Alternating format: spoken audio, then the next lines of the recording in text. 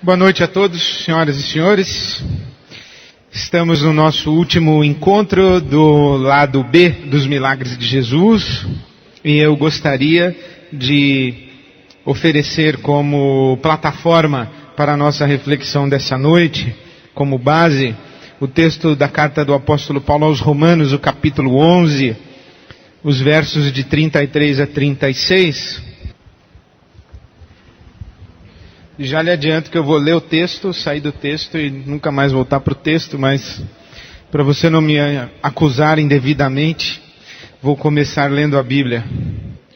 Então vamos para Romanos 11, 33 a 36. Diz assim a palavra de Deus, palavras do apóstolo Paulo. Ó profundidade da riqueza, da sabedoria e do conhecimento de Deus! Quão insondáveis são os seus juízos e inescrutáveis os seus caminhos. Quem conheceu a mente do Senhor? Ou quem foi seu conselheiro? Quem primeiro lhe deu para que ele o recompense? Pois dele, por ele e para ele são todas as coisas. A ele seja a glória para sempre. Amém. Amém. Vamos orar? Deus nosso Pai, bendito, nós te damos graças pela certeza da Tua presença conosco, sobre nós, em nós, pelo Teu Espírito Santo. E pedimos-te a direção do Senhor para compreendermos a Tua palavra e vivermos a Tua vontade. Pedimos-te assim para a Tua glória, em nome de Jesus. Amém. O lado B dos milagres de Jesus, eu penso que já fiz uma sinopse, na verdade, acredito que eu fiz 2 sinopses nas 2 últimas segundas-feiras em que estávamos juntos. Eu tentei fazer um resumo de toda a construção de raciocínio que tentei desenvolver para explanar o lado B dos milagres de Jesus. Então, se você perdeu, eu encorajo que vá até a fita, o CD, e recapitule se for do seu interesse. Então, eu vou pular a sinopse e não vou fazer um resumo de tudo até agora, como sendo esta a nossa última reunião de reflexão. Hoje eu gostaria de lhes falar sobre a relação entre a oração e o milagre. A oração e o milagre, sendo a minha penúltima palavra a respeito desse assunto, evidentemente porque não é possível ter uma última palavra a respeito de nada, muito menos a respeito dos milagres de Jesus. Então, eu encerro este bloco de reflexão intitulado Lado B dos milagres de Jesus com esta fala a respeito da relação entre a oração e o milagre. No primeiro encontro em que estivemos falando sobre o lado B dos milagres de Jesus, eu lhes apresentei esta mensagem, um e-mail, e é um texto não fictício. É o testemunho concreto de uma pessoa que sofria e, imagino, ainda sofre. E para descrever o seu sofrimento, a sua angústia, o seu conflito espiritual, existencial e pessoal, usou as seguintes palavras: sou pregador da palavra e depois de anos querendo um segundo filho, aconteceu.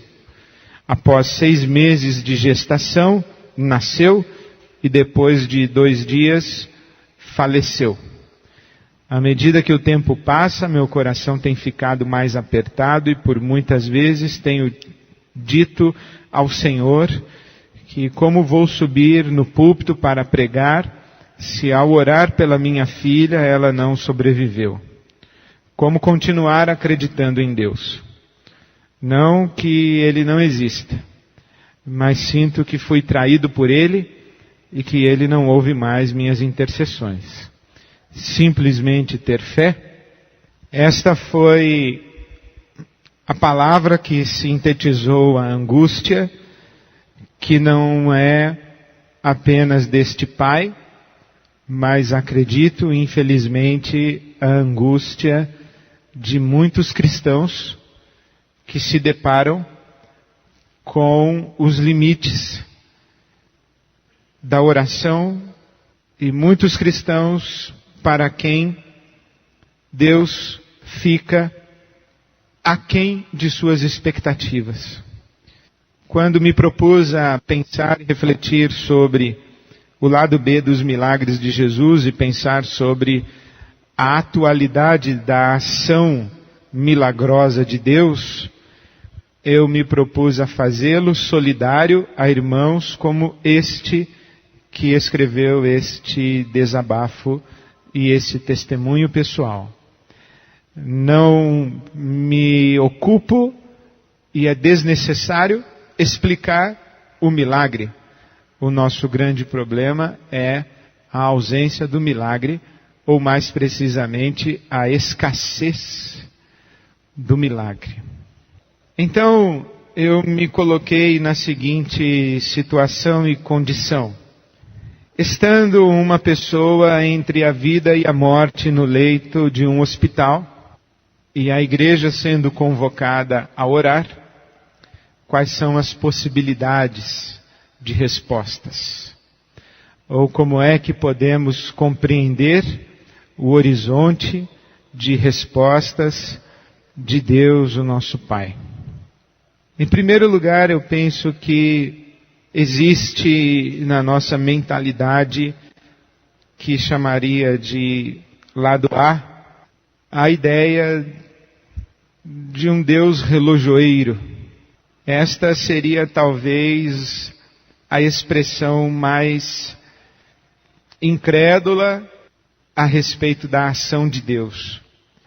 O Deus relojoeiro, esta figura é usada na modernidade para uma referência ao fato de que Deus criou o universo e o entregou às leis naturais, e como um relojoeiro que dá corda no relógio, vai embora e deixa o relógio funcionando. E nesse sentido, orar de nada adianta, pois Deus não interfere no universo. A cura depende exclusivamente das possibilidades da medicina. Se aquela pessoa no leito do hospital é contemplada pelos benefícios da medicina de sua época, ela sobrevive. Se não é contemplada, ela não sobrevive. Deus não tem nada a ver com este processo de cura ou não cura. Deus não existe. Deus não interfere. Ele criou o universo. E o universo segue de acordo com as leis criadas por Deus. E Deus não vai interferir nestas leis. A figura é esta, de um relojoeiro que construiu um relógio, deu corda no relógio e foi embora e deixou o relógio funcionando. Essa figura do Deus relojoeiro é a figura, talvez, dos céticos, dos deístas, mas ela existe. Há quem diga que esta é uma possibilidade. Orar de nada adianta, pois Deus não interfere no universo. O universo está entregue às suas próprias leis. Existe o Deus placebo. Aqueles que consideram Deus uma ilusão criada pela necessidade infantil humana, sendo que a experiência religiosa potencializa esta ilusão do divino, e que a cura, quando ocorre, se explica como fenômeno psíquico, individual ou coletivo. Esta é mais ou menos a posição de Freud. Deus é uma ilusão. Deus não existe. Nós, que nos percebemos vulneráveis no universo, nós nos percebemos menores do que as forças da natureza e nos percebemos vítimas destas forças da natureza e das forças, inclusive aleatórias, da realidade, nós inventamos e criamos esta figura de Deus, como uma projeção do papai. O Pai Celestial é o equivalente ao papai da criança. Quando perdemos a nossa infantilidade, chegamos à vida adulta e já não faz mais sentido nós nos abrigarmos sob a bênção do nosso pai biológico, porque percebemos a sua limitação, nós então criamos um super pai, um pai divino. Gostaríamos muito que ele existisse, então nós o inventamos e o fazemos, ou o fizemos, à nossa imagem, à nossa semelhança. Inclusive há quem diga, eu não me lembro direito qual foi o filósofo que disse isso, que Deus criou o homem à sua imagem e semelhança e o homem retribuiu. O criou também à sua própria imagem e semelhança. Então Deus é uma projeção da necessidade infantil humana. E a gente acredita que ele existe. E acreditando que ele existe, algumas coisas acontecem, mas isso não tem nada a ver com a intervenção de um Deus, até porque ele não existe para intervir. É um fenômeno psíquico. Ou é um fenômeno de autoconvencimento, assim como existe a doença chamada psicossomática, existe a cura psíquica. Eu me convenço de estar curado, eu acredito que estou curado e a mente é capaz de maravilhas. Inclusive esta, de promover e produzir a regeneração do corpo, ou a dissipação do mal que aflige o corpo, mas isso é tudo um fenômeno humano, natural, e que não tem nada a ver com Deus. Deus é só uma figura de mentirinha. É como o sujeito que vai ao médico e recebe um remédio que é um placebo. É um comprimido de farinha de trigo, mas ele acredita que aquele remédio é bom e ele acaba ficando bom tomando aquele remédio, e aquele remédio, na verdade, não tinha consistência nenhuma. Então, é possível que alguém considere Deus como um placebo, e placebos de vez em quando funcionam. É essa a ideia. Terceira visão é a visão de um Deus soberano. Deus tem um propósito de redenção de sua criação. A oração é a maneira como cooperamos com Deus para que o seu propósito de redenção da criação se cumpra. E para que ocorra, a cura deve se encaixar no propósito divino de redenção da criação. Em outras palavras, Deus não está ocupado com aquela pessoa enferma especificamente. Deus está ocupado em redimir a sua criação. Deus está preocupado no processo de desenvolvimento histórico da redenção e no processo de comunicação histórica do Evangelho. Se em algum momento interessar a este propósito eterno, divino, curar alguém, ele cura. Mas isso não tem nada a ver nem com a oração e nem com uma relação particular de Deus com aquela pessoa objeto da oração. Tem a ver com o propósito eterno de Deus. Deus é um soberano conduzindo a criação e a história, e de acordo com o seu interesse, de acordo com o seu propósito, ele age e interfere nos fenômenos naturais, produzindo o que chamamos de milagres. Uma outra possibilidade é esse Deus titereteiro. Esse títere é o boneco. O titereteiro é o que manipula o boneco.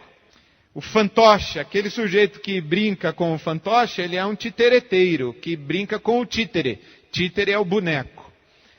Então Deus tem um plano específico para a vida de cada um dos seus filhos. A oração é a maneira como nos apropriamos do plano específico de Deus para as nossas vidas. E para que ocorra, a cura deve se encaixar no plano específico de Deus para as nossas vidas. Então uma pessoa está enferma, no hospital. Eu vou orar por ela. Deus tem um plano para a vida daquela pessoa. Deixá-la doente mais 6 meses. Não adianta eu orar. Deus tem um plano para aquela pessoa, que aquela pessoa não resista àquela enfermidade. Inclusive foi Ele quem deu a enfermidade, porque Deus quer levá-la através de uma enfermidade. Mas, por exemplo, Deus poderia não levar aquela pessoa por uma enfermidade que a afligisse por 6 meses num leito de hospital. Deus poderia muito bem fazer com que essa pessoa morresse dormindo. Por que afligir uma pessoa durante 6 meses num leito do hospital? Porque Deus tem um propósito na vida daquela equipe médica. E enquanto aquela pessoa está no hospital, Deus tem um plano para aquele médico. Que é cético, que blasfema. Ou então que é filho de uma senhora da Assembleia de Deus, mas que está afastado da igreja. A mãe dele está orando muito. Através daquele crente que está doente, Deus tem um propósito de trazer o médico afastado da Assembleia de Deus de volta. Você está entendendo como funciona? Deus tem um propósito. Deus tem um propósito específico para cada um. E quando a gente vai orar, a nossa oração que se encaixa com esse propósito, se cumpre. A que não se encaixa é descartada. Deus está manipulando pessoas para cumprir o propósito e a vontade dele na vida dessas pessoas. Esta ideia está embutida, me parece, nesta oração. Nós oramos, se for da vontade de Deus, a pessoa vai ser curada. Se não for, não vai.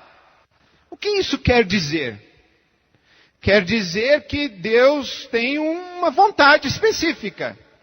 Curar ou não curar. Ou ele tem uma vontade específica, ou ele tem um propósito eterno. Quando a gente diz assim, eu vou orar, se Deus quiser, ele cura. Se não quiser, ele não cura. Nós estamos fazendo referência ou a um propósito macro, ou a um propósito pessoalíssimo. Ou nós estamos falando com o Deus soberano, ou com o Deus titereteiro que está mexendo nas marionetes.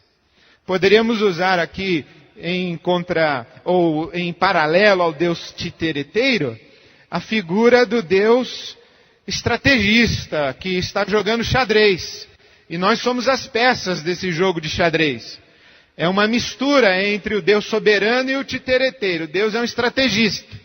Ele mexe um peão aqui, um bispo ali, uma torre acolá, sacrifica um cavalo mais adiante, mas ele está querendo dar o checkmate no Satanás. E para dar o checkmate no Satanás, ele até permite que um bispo tombe aqui e acolá. Porque ele tem um propósito final e ele vai chegar no checkmate. Está entendendo? E aí, quando o bispo foi sacrificado, o Deus estrategista vai dizer, a sua vida está cooperando para o meu propósito eterno, e o meu plano para a sua vida, bispo, era que você morreria no 5º lance. O meu propósito específico, o meu plano específico para a sua vida. Está entendendo? Então nós estamos orando, e por trás da nossa oração há essas imagens. Agora há também a imagem de um Deus deliberativo. Um Deus que eu chamo deliberativo. Poderia chamar o Deus despachante. Que Deus age no mundo em resposta às orações. E a cura depende das orações apresentadas a Deus. Depende do quê? Da quantidade, da qualidade, da integridade, da oportunidade, da combatividade, etc. das orações. Por exemplo, se só 3 pessoas estão orando, Deus olha e fala assim, mas tinha que ter umas 1.200. Então não vou curar não, porque só tem 3 orando. Por isso é que a gente arregimenta bastante gente para orar. Porque talvez se muita gente orar, certo? Ou essa oração combativa, né? Que o Satanás quer matar. A gente tem que orar e reunir um exército grande para combater o diabo, para ele não... Você entendeu? Então Deus, quando ele vê só 7 pessoas orando, ele fala, tem pouca gente orando. Ou ele vê a pessoa, a mãe desesperada orando, ele fala, pouca fé. tivesse um pouquinho mais de fé, só um pouquinho mais, eu até curaria o filho dessa senhora, mas está com pouca fé. Essa oração não está com muita qualidade. Ou então, está orando, mas está em pecado. Ah, está em pecado? O profeta diz que os nossos pecados fazem separação entre nós e o nosso Deus. Estamos orando em pecado, não deu dízimo, vai orar? Não, deu brecha. Está com brecha. Está com brecha, não vai poder orar. Essa oração não tem autoridade. Ou então, começou a orar e parou logo, não perseverou. Deus fala, se ficasse mais uma semana perseverando, eu curava. Mas como parou uma semana antes, não vou curar não. Você está entendendo? A oração determina se Deus vai fazer ou deixar de fazer. Mas que oração? Ah, tem um monte de critérios aí envolvidos na oração que Deus responde. Inclusive, isso é um título muito legal para a gente vender livro. A oração que funciona. A oração que Deus atende. A oração que move a mão de Deus. Isso aí vende livro pra caramba. O truque é aprender o truque. Então, quer ver um exemplo de um livro que venderia? Imagina se eu faço um capítulo assim, olha. Que o sujeito que está orando, mas é orgulhoso, não terá resposta à sua oração, porque Deus resiste ao soberbo e dá graça ao humilde. Então, se o seu pai está enfermo no hospital e você está orando, mas você é um sujeito soberbo, pode tirar o cavalinho da chuva que Deus não vai responder a sua oração. Isso aí dá um capítulo, a oração e o orgulho. Ou a oração e a humildade de quem ora. Dá um capítulo. A oração e a confissão de pecado. Se tem pecado, tem brecha, então Deus não vai atender a sua oração. Né? A oração e a rede da intercessão. Se sua igreja é pequena, convoque outras comunidades. Se a sua igreja é grande, não seja orgulhoso, convoque também outras comunidades. Isso aí dá um capítulo e tanto. Aliás, isso aqui dá um livro. Vou pensar, se eu escrever um livro, vou ganhar uma boa grana com esse negócio aqui. A oportunidade da oração. Deus fala assim, não, vou deixar ele aí doente mais um pouco, porque eu estou trabalhando no coração daquele fulano ali. Essa oração aí está fora de hora. Daqui a 6 meses eu vou atender essa oração. Daqui a 3 semanas eu vou atender essa oração. Porque o médico, que eu quero que se converta por causa da enfermidade dessa pessoa, vai se converter daqui a 27 dias. Quando ele se converter, eu tiro ele do hospital, eu dou alta. Entendeu? Então veja desculpe-me, a eventual ironia e a eventual crueldade, mas eu creio que por trás da realidade existe uma lógica. E tem que ter uma lógica. Porque quando nós oramos, nós temos que dizer baseados em que nós estamos orando. Apenas as nossas ideias. As nossas ideias são ideias. E se são ideias, tem lógica. Então vamos verificar a lógica das nossas ideias. E a lógica das nossas ideias nos coloca diante de um Deus soberano, de um Deus titereteiro, de um Deus deliberativo. Mas nos coloca também diante do Abba. E eu penso que se conseguir lhes falar alguma coisa até agora, e agora evoco o texto do apóstolo Paulo, ó profundidade da riqueza, da sabedoria e do conhecimento de Deus, quão insondáveis são os seus juízos e inescrutáveis os seus caminhos. Quem conheceu a mente do Senhor, ou quem foi seu conselheiro, quem primeiro lhe deu para que ele recompense? Pois dele, por ele, para ele são todas as coisas, glória, pois, a ele eternamente. Amém. Nós estamos diante de Deus, o Abba, como quem está diante deste mistério. Digamos assim, as nossas orações têm uma lógica, mas Deus não. Deus não. Quando você ora, eu posso perguntar, o que você está querendo dizer com isso? Não, explica para mim o que é que você acha que Deus então vai fazer. Não, deixa eu entender direito qual é a sua expectativa a respeito de Deus nessa situação em que você está orando desse jeito. Eu preciso entender. Como é que está funcionando a sua cabeça? Porque você vai fazer uma entrevista de emprego amanhã e você está orando e especificamente por aquela entrevista de emprego. Então, o que você está querendo dizer com a sua oração? Deus, coloca o meu currículo em cima da pilha. Deus, mexe no coração do entrevistador para ele gostar mais de mim do que dos outros candidatos. Qual é a lógica que está movendo a sua oração? Então, a sua oração tem uma lógica. Agora, Deus não tem uma lógica. É uma blasfêmia tentar trazer Deus para a nossa lógica. Um Deus que obedeça a nossa lógica não é um Deus, é um ídolo. Porque ele fica do tamanho da nossa cabeça. E um Deus do tamanho da nossa cabeça não é Deus. Então, eu penso que nós olhamos para o Abba. Jesus nos ensinou a chamar Deus de Abba.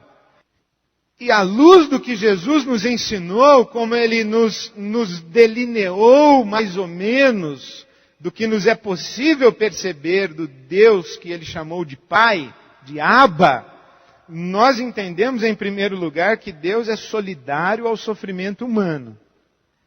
Na minha percepção, quando eu oro a Deus, eu não oro a Deus como se Deus estivesse por trás do meu sofrimento como causador do meu sofrimento.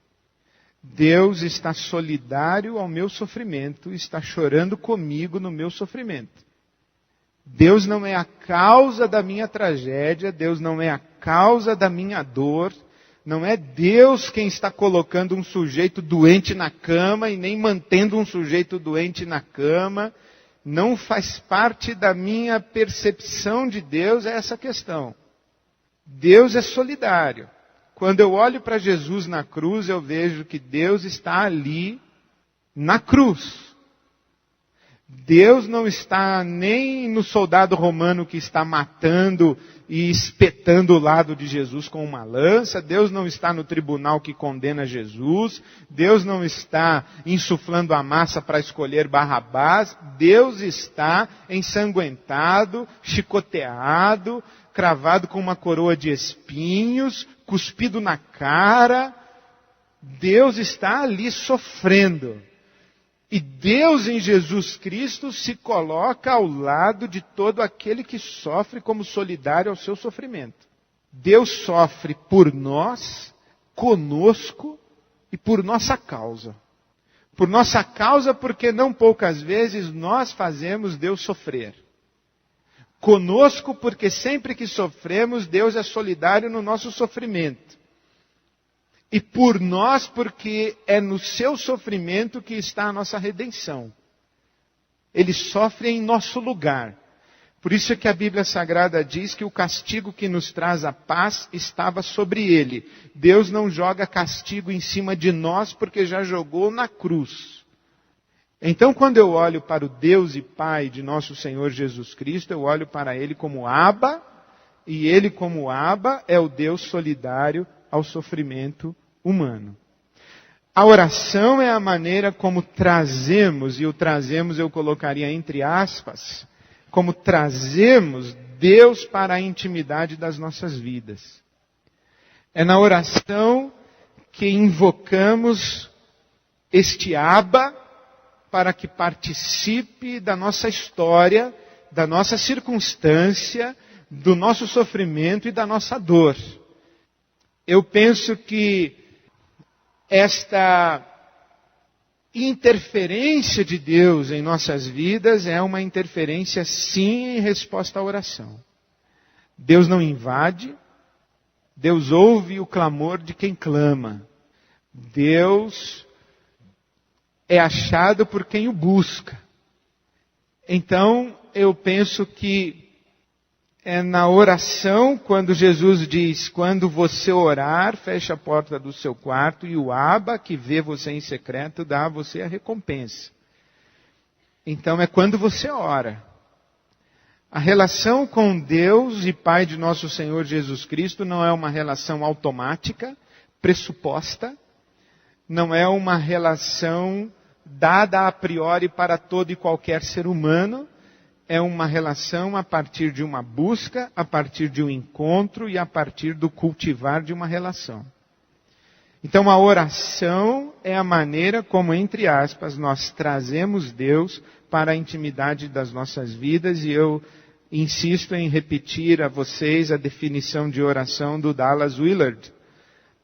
Orar é conversar com Deus a respeito de algo que estamos fazendo juntos. Orar é conversar com Deus a respeito de algo que estamos fazendo juntos. A cura, ou o milagre, é um aspecto secundário no relacionamento com Deus, o Abba. Eu penso que quando nós entramos no quarto fechado e vamos orar por aquela pessoa que está no leito do hospital, a oração, a cura, é um assunto secundário. Deus, o nosso Pai, vai dizer assim, não, esse assunto a gente fala depois. Tem muito mais coisa para a gente falar antes de cura ou não cura. Tem muito mais coisa. A cura ou o milagre é um aspecto secundário. Então eu vejo a oração como, primeiro, como fonte de sentido. Aliás, eu lhes dou o meu testemunho de que poucas coisas me são tão importantes na minha relação com Deus quanto esta questão de receber de Deus sentido para a minha vida. Aprendi que o nosso problema não é o sofrimento e a dor, é o sofrimento sem razão, é o sofrimento bestial, é o sofrimento aleatório. Eu aprendi que nós precisamos dar significado às nossas vidas, e é na oração que nós encontramos esse significado. É na oração que nós encontramos o significado, não é o significado do o que é que está acontecendo, não. É no quarto da oração que eu vou me posicionar de maneira digna na situação que é objeto da minha oração. É na oração que eu recebo o insight. É na oração que eu recebo a percepção. É na oração que eu recebo a perspectiva espiritual do que está acontecendo. E é na oração que eu recebo e compartilho a riqueza da herança de todos aqueles que andaram com Deus e têm andado com Deus no mínimo há 4.000 anos na face da terra. A oração, digamos assim, me coloca em comunhão com Abraão. A oração me coloca em comunhão com Davi. A oração me coloca em comunhão com Daniel. A oração me coloca em comunhão com o cego de Jericó. A oração me coloca em comunhão com a mulher com fluxo hemorrágico. A oração me coloca em comunhão com Tiago, morto no fio da espada de Herodes. A oração me coloca em comunhão com Estevão, martirizado e apedrejado. A oração me coloca em comunhão com esta comunidade que nós chamamos de corpo de Cristo. E por isso nós olhamos Hebreus capítulo 12, o autor aos Hebreus dizendo que nós corremos a carreira que nos está proposta e nós corremos rodeados de uma tão grande nuvem de testemunhas. E qual é essa tão grande nuvem de testemunhas? A tão grande nuvem de testemunhas é Hebreus 11. A oração me insere nessa grande história e eu sou beneficiário dessa herança do corpo de Cristo. É a oração que me faz enxergar, a oração me faz discernir, a oração me faz compreender, a oração me faz acatar, a oração é na oração que Deus apazigua o meu coração, é na oração que eu termino dizendo, eu sei, Senhor, eu sei. Obrigado, eu sei, já me basta, eu sei. A oração é também um caminho de humanização. É na oração que eu encontro forças para reagir e responder com dignidade à situação que estou enfrentando.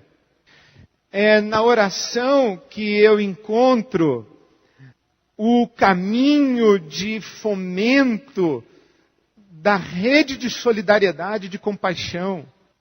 É a oração que nos faz irmãos e solidários, porque assim como a oração nos vincula a esse corpo de Cristo do qual somos herdeiros, a oração nos vincula também àquele por quem nós oramos, e a oração nos vincula aos demais que oram a mesma oração que nós oramos. Veja que a oração cria vínculos de afeto. Quando você não ora por alguém, você é indiferente a respeito da vida deste alguém. Mas quando você ora, você não é mais indiferente. E se nós pegarmos o índice de morte por razão do câncer em qualquer segmento religioso, esse índice será muito semelhante. Mas se nós compararmos o índice, se nos fosse possível medir, mensurar o índice de dignidade humana, de resposta humana ao sofrimento, no contexto daqueles que estão comprometidos na oração e na intercessão, nós perceberíamos a presença, a intervenção e a ministração de Deus muito claramente em resposta à oração. A oração é a invocação do Abba. E do Abba como mistério. Um mistério que, inclusive, pode contemplar aquelas imagens do Deus soberano, do Deus titereteiro e do Deus deliberativo. Porque nós estamos diante do mistério. Porque eu não duvido e não descreio de um Deus que está no comando de sua criação e no comando da história. Não duvido e não descreio de determinadas coincidências que ocorrem em nossas vidas, que são tão milimetricamente orquestradas que não temos como não atribuir a uma ação de Deus em resposta à nossa súplica, à nossa oração e em cuidado de nós. E também não descarto que Deus responde e age em resposta a orações, mas que há orações que Deus descarta, sim, porque o apóstolo Tiago diz, vocês oram e não recebem, porque pedem mal, pedem para gastardes nos vossos próprios deleites. Então são orações egoístas, orações mesquinhas, orações de melindre, orações de infância, e que Deus vai descartá-las. Mas eu não descarto também, se eu porventura chegar no céu e descobrir que aquela enchente que deu lá na minha casa, na minha infância, foi Deus que fez chover lá porque Ele queria fazer chover lá, especificamente lá, eu não vou dizer, tá bom, Senhor. Não estou para discutir. Eu só vou nesse dia dizer a Deus, o Senhor vai me desculpar enquanto eu estava vivo, que esse negócio não fazia muito sentido para mim, mas o Senhor está coberto de razão. Também não vou ficar nem um pouco chateado se Deus falar para mim, lembra que você orou pelo emprego do fulano e deu certo, fui eu. Como assim, Senhor? Fui eu? Mexi no coração do embaixador que estava duro, fiz ele assinar um negócio, o sujeito viajou porque eu queria levá-lo para aquela cidade, para aquele país, fui eu. Eu vou dizer, Senhor, que o Senhor é fogo, hein? O Senhor vai me desculpar enquanto eu estava vivo, porque esse negócio não fazia muito sentido para mim, não era o que me motivava a orar. Mas o Senhor está coberto de razão. Porque enquanto eu orava para o Senhor, eu tinha uma lógica na minha oração, mas eu sempre soube que o Senhor não cabia dentro da minha lógica. Por isso é que eu sempre orei ao Senhor como Abba. E por isso que eu sempre busquei ao Senhor, querendo que ali no meu quarto, que o Senhor me desse uma recompensa. Mas a recompensa O Senhor é testemunha que a cura, o milagre, o emprego, a resposta exata ao meu pedido nunca foi a razão primeira pela qual eu orei e nunca foi aquilo que me colocou de joelhos. O Senhor sabe, e às vezes em que não foi assim, o Senhor também sabe, mas o Senhor sabe que quando eu me ajoelhei porque eu estava em busca de me colocar diante do Senhor para que o Senhor construísse em mim o seu filho, me capacitasse a agir e responder de modo digno ao sofrimento, e se porventura quisesse me usar para fazer uma das tuas, eu estava ali de joelhos disponível. Mas eu não estava ali exigindo que tu fizesses aquilo que eu queria. Porque nunca me fez sentido me ajoelhar para exigir que tu fizesses o que eu quisesse. Agora, você pode orar a partir do desespero. Aí, companheiro, vale qualquer oração. Adulta, imatura, infantil, esclarecida, lúcida, herética, vale tudo. No desespero a gente não pensa. No desespero a luz se apaga. No desespero a luz se apaga. No nosso sofrimento a luz se apaga. Então no desespero, quando você fizer a sua oração, eu diria a você, descanse, porque Deus vai compreender você quando você não o estiver compreendendo. Ele nos ensinou que o fraco é cuidado pelo forte. Toda vez que você está no seu desespero de joelhos, você é o fraco, ele é o forte. Ele não vai cobrar de você que você não entendeu, que você foi egoísta, que você foi mesquinho, que você foi o que foi, porque ele vai dizer, eu sei, você estava fraco, você era pó, você estava em desespero profundo, eu sei. Eu vi. Eu acolhi a sua lágrima. Então, no seu desespero, ore.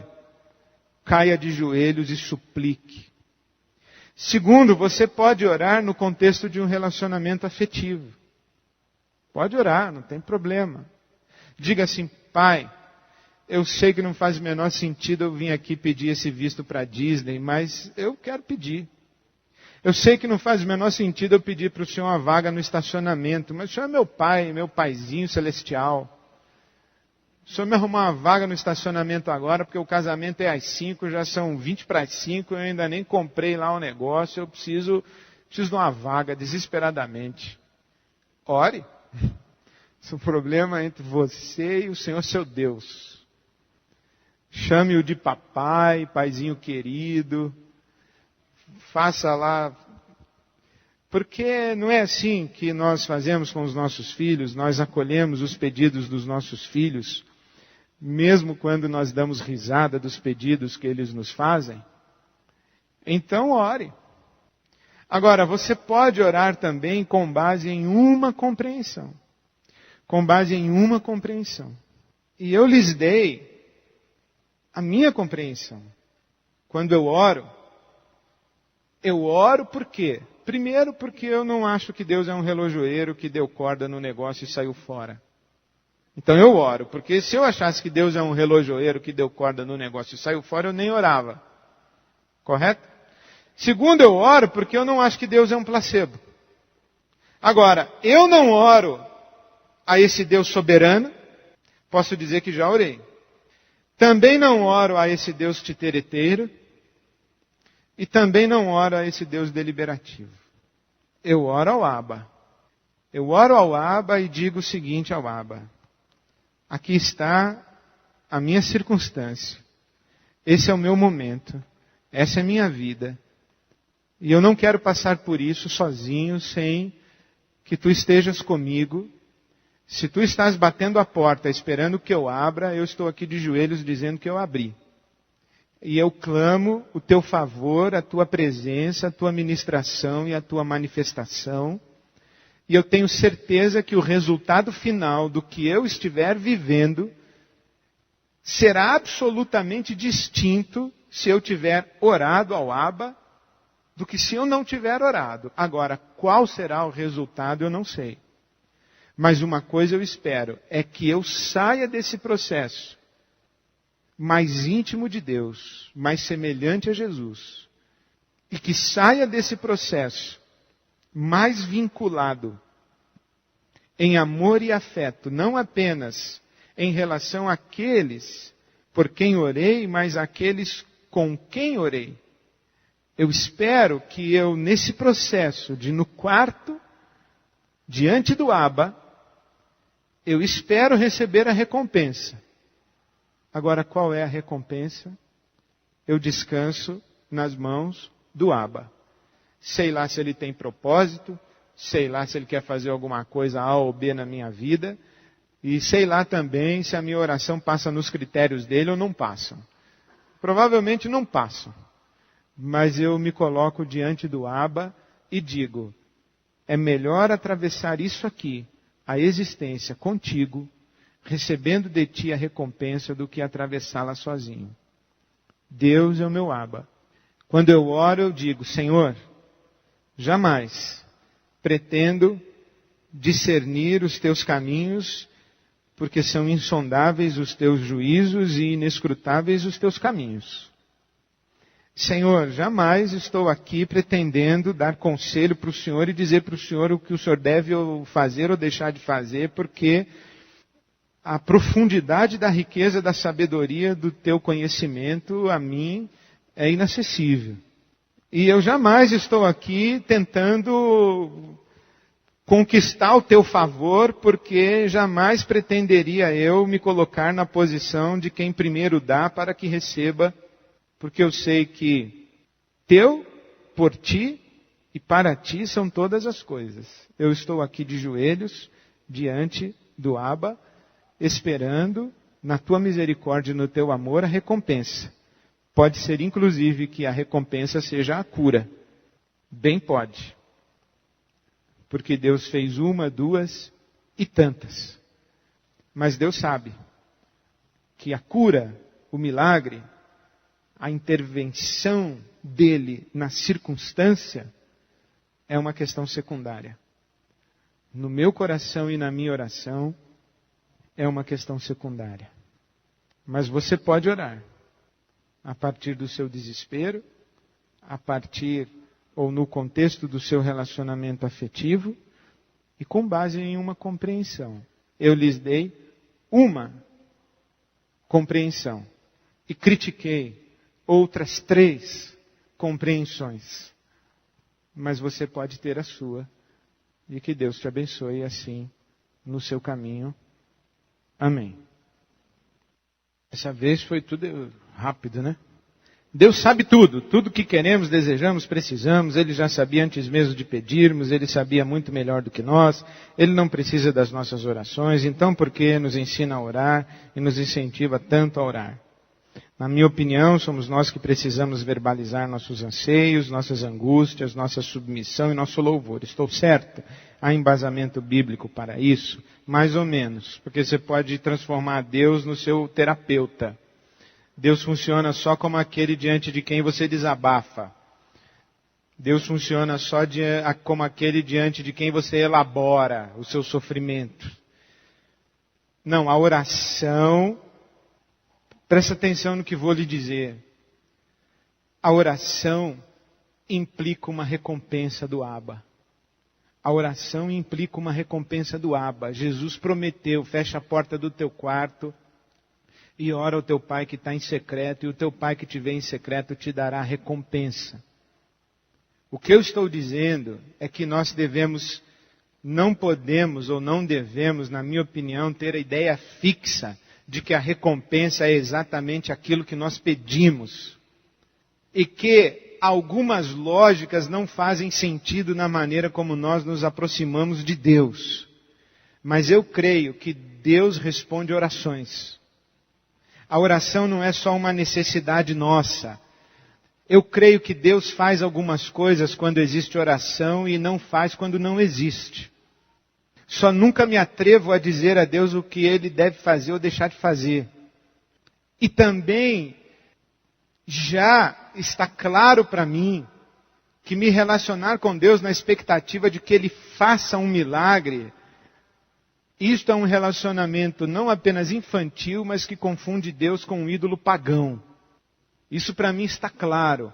mas Deus responde às nossas orações. Por exemplo, rogai ao Senhor da seara que envie obreiros para a sua seara. Bom, Deus quer enviar obreiros para a sua seara, mas Ele não vai enviar obreiros para a sua seara, a menos que nós peçamos que Ele envie obreiros para a sua seara. Então eu olho para a oração muito mais como aquilo que nos coloca no caminho do que Deus está fazendo e do que Deus quer fazer, do que como algo que faz com que Deus queira fazer. Não, Deus já está fazendo e querendo fazer. A oração nos traz para debaixo do Abba e nos coloca em tal condição em que podemos ser instrumentalizados por Ele. Quando nós oramos, se você me permite usar esta figura, que é apenas uma figura, hein? Pelo amor de Deus, é só uma metáfora. Quando nós estamos em pé, Deus está sentado no seu trono. Quando nós nos ajoelhamos, Deus levanta. Se nós não nos ajoelharmos, Deus não levanta. Agora, o que é que Ele faz quando levanta? Não sei. Não me compete saber. E jamais me atrevo a dizer a Ele o que Ele deve fazer depois de levantar. Agora, uma coisa eu sei, é que quando eu ajoelho, Ele levanta. É isso que Jesus está dizendo para nós. Quando você busca o seu Pai no lugar secreto, Ele que te vê em secreto vai te dar recompensa. Se você não buscar, Ele não vai te dar. Se você perguntar para mim, pastor, diga aí quais são as recompensas que você acha que Deus dá. Eu vou dizer assim, aquilo que eu estou pedindo provavelmente é uma coisa que Ele vai pegar de lado e colocar ali. E Ele vai se levantar e vai fazer muito mais do que eu podia imaginar que Ele... Eu falei, não, o Senhor não precisava nem tanto. Né? Então eu penso que orar é isso. Nas ideias sobre Deus, qual razão de não ser listado o Deus do teísmo aberto e da teologia do processo? Eu não sei não se eu não listei, viu? Se o Deus do teísmo aberto não é o Deus relojoeiro. O Deus do teísmo aberto me parece um Deus relojoeiro. Ou, talvez o Deus do teísmo aberto seja o Abba, que é muito mais um parceiro solidário, enquanto nós vamos construindo com Ele a história, do que um titereteiro e um manipulador cósmico. Então, fica para a sua consciência, para a sua reflexão e para o seu estudo. Porque o teísmo aberto não é uma coisa que se comenta em 30 segundos e nem se destrói em blog. Como o pregador da palavra de Deus citado no e-mail deve agir a partir do fato consumado na sua vida? É falta de compreensão? É falta de fé? Eu vou me poupar de responder esta pergunta, de dar opinião a respeito da experiência pessoal de uma pessoa que sofre. A experiência pessoal de uma pessoa que sofre, a gente acolhe com intercessão, a gente não faz filosofia nem teologia com o sofrimento dos outros. A gente intercede, ama, chora, ajuda se pode, mas com o sofrimento dos outros a gente não faz teologia. Existe um cálice no céu que está cheio das orações dos santos. Isto significa que todas as orações são ouvidas? Que são ouvidas, são. O que Deus faz depois que ouve, eu não sei, mas são ouvidas. Essa é uma referência a Apocalipse capítulo 8, que fala que quando o cálice está cheio, Deus recolhe a oração dos santos e arremessa as orações para a terra. E aí é que as coisas acontecem na terra. Talvez seja simplesmente uma forma de dizer isto, que Deus, de fato, quando a gente se ajoelha, Ele se levanta. E quando Ele resolve jogar alguma coisa aqui para a terra, é bom que nós estejamos ajoelhados como seus filhos que clamam pelo Abba, e não em pé com o dedo em riste como quem blasfema. Eu gostaria de saber a sua opinião sobre de onde vem o sofrimento, porque esse pai que perdeu a filha sofre. Por que eu sofro? Por que você sofre? Por que nós sofremos? Obrigado por sua resposta. Então, eu acho que o sofrimento ele, em primeiro lugar, faz parte da vida, e ele é bom. Por exemplo, Philip Yancey, quando ele escreve Deus sabe que sofremos, ele diz assim, que é bom que a gente sinta dor, porque a dor indica que a gente tem que tomar alguma providência. Por exemplo, se você colocasse a sua mão sobre o fogo e não sentisse dor, e quando você é queimado, dói e você sofre, né? Se você não sentisse aquela dor e não sofresse o dano do fogo, você não tiraria a mão. Então você ficaria tostado e torrado. Então é bom sofrer. Sofrer indica que alguma providência precisa ser tomada. Sofrer indica que alguma coisa provavelmente está fora do lugar. O sofrimento não é necessariamente ruim. A grande pergunta da teologia não é Deus e o sofrimento humano. É Deus e o mal. De onde vem o mal que faz sofrer? Essa é a grande questão. E isso dá um outro semestre para a nossa reflexão. Por exemplo, às vezes a gente sofre porque a gente semeou vento e está colhendo a tempestade. Às vezes a gente sofre porque outras pessoas más nos fazem sofrer. O sofrimento tem várias causas, várias origens. Eu só tenho muita dificuldade de acreditar que esse sofrimento agressivo, que é para nós hediondo, que gera em nós uma indignação e uma revolta contra a origem desse sofrimento, que esse sofrimento seja Deus. Eu não tenho nenhuma dificuldade de acreditar que foi Deus quem me criou com esse mecanismo de ser sensível à dor e que este sofrimento tem origem divina. Porque esse sofrimento não me é hediondo, esse sofrimento é para o meu bem. Ele não me agride, ele é para o meu bem. Agora, eu tenho muita dificuldade de acreditar que a morte dessas crianças nestas malfadadas ações policiais no nosso país nas últimas semanas tenha sido causada ou causadas por Deus. Então Deus não está atrás deste sofrimento bestial. Eu jamais diria para aquela mãe, aquele pai enlutados, foi Deus quem quis. É o Deus soberano, Deus sabe o que faz. É o Deus titereteiro, Deus tinha um propósito para a vida da sua filhinha baleada com um tiro no peito aos 9 anos de idade. Eu não tenho coragem de responder assim.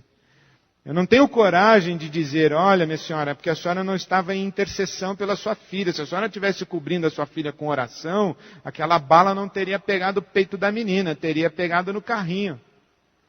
Eu não tenho coragem de dizer isso.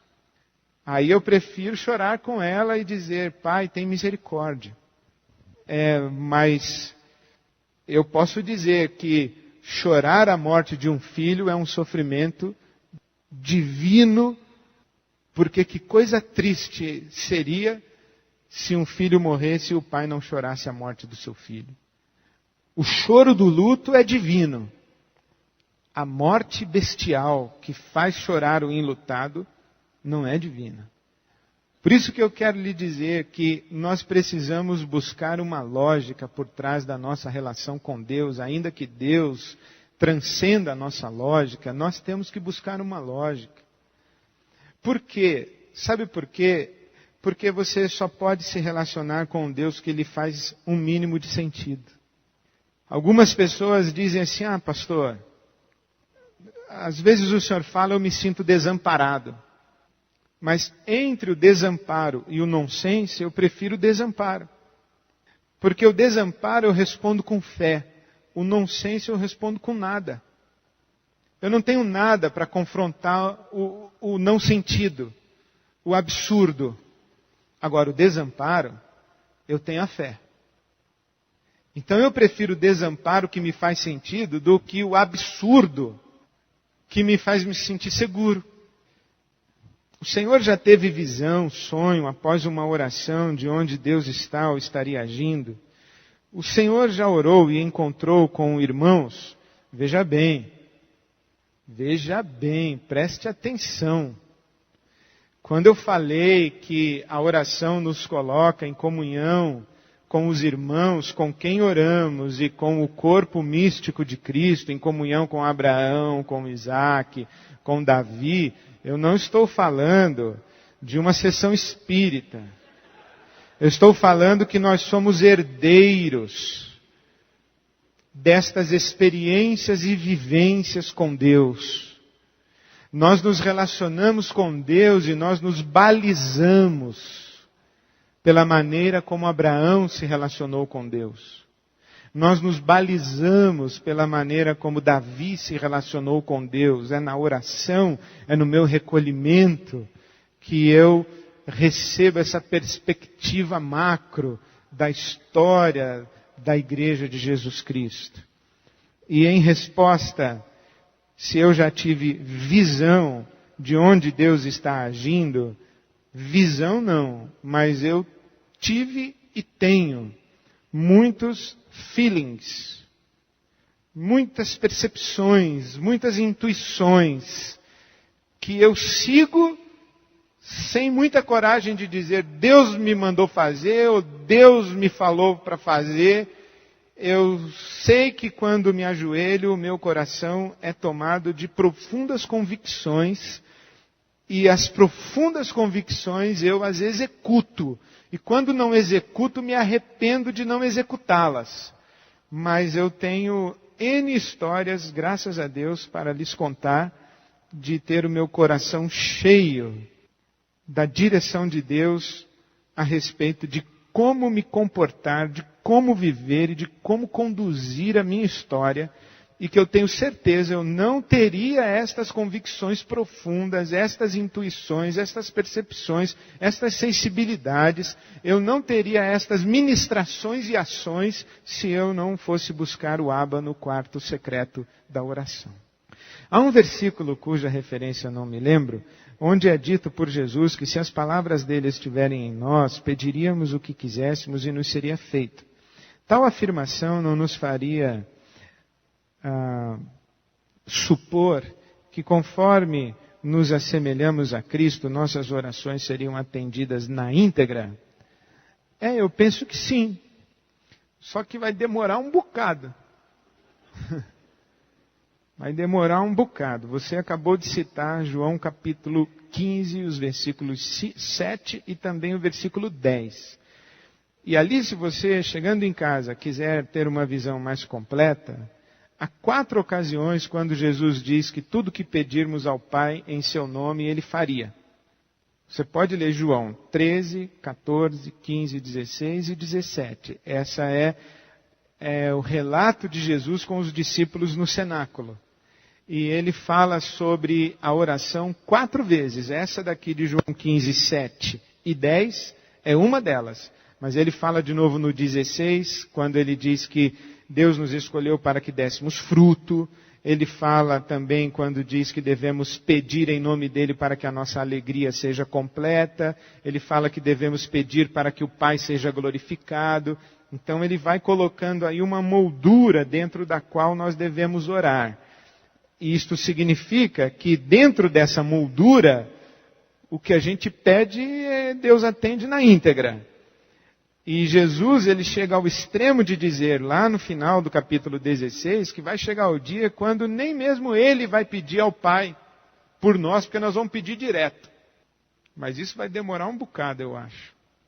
Já existe datas e tema para o próximo lado B. Segunda opinião, se tem, qual será e quando será? Gostei, a pessoa que fez essa pergunta, depois eu vou cumprimentá-la, que eu sei quem foi. Mas existe. Já que não tem mais pergunta, eu vou lhe dar já e agora. Primeiro, 11 de agosto, seria daqui a uma segunda a outra, né? A próxima segunda-feira é dia 4. A outra dia 11. Nós não teríamos, então teremos. Teremos, como o professor Jung Mo Sung, ele vem aqui falar para nós sobre esse livro dele aqui. O livro é Um Caminho Espiritual para a Felicidade. Eu li, devorei, mais do que devorar e ler, eu já preguei, você não sabe.